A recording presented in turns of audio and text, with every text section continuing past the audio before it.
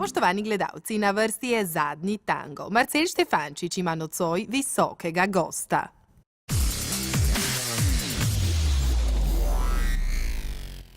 Spoštovani gospod predsednik, gospoda Raškofa, bliža se pustu. Kaj se bo letos našemil predsednik vlade, mi bo pojasnil nihče drug kot premier Miro Cerar. Živijo. Dober večer. Ok, da slišimo zdaj, kaj bo zapustil predsednik vlade. No, zelo resno sem razmišljal, da bi bil letos Pika Nogavička. Niste pa še povsem prepričani, ne? Res je.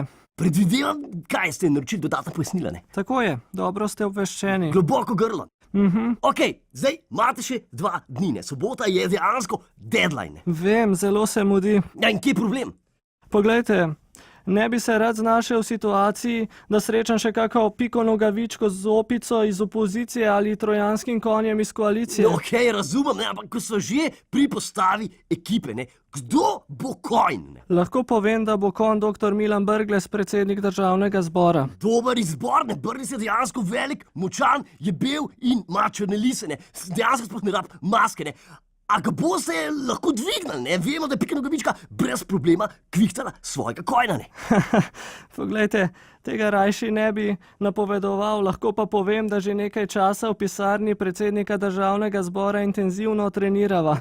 Kako, kaj, štupa rama pa hikoniček, ali kaj? No, podrobnosti na tem mestu ne bi razkrival. Lahko rečem samo to, da si v tem trenutku še ne predstavljam, kako dvigniti 90 kg žive teže. Ok, dobro, konja dej imamo, ne? Kaj je z opico, ne? Se že ve, kdo bo nagajivi ficko, ne? Tudi o tem smo znotraj koalicije že uspeli se dogovoriti. Kot se kaže, bo moja opica finančni minister dr. Mramor. Brez njega vlada ne gre, ne? Ja, težko. Kaj, so bile še kakšne druge ideje? No, seveda, koalicija je vedno polna idej in želja. Socialni demokrati so za konja predlagali ministra Židana, Desus pa je imel za opico tudi svojega kandidata. Koga, kaj, Erjavca, ne? Tako je. Ok, dej, če vprašate mene, boli njega Džoko, ne? O, to pa ne. Minister Erjavec si zelo prizadeva, da bi bil opica. Ok, dobro, pustimo to.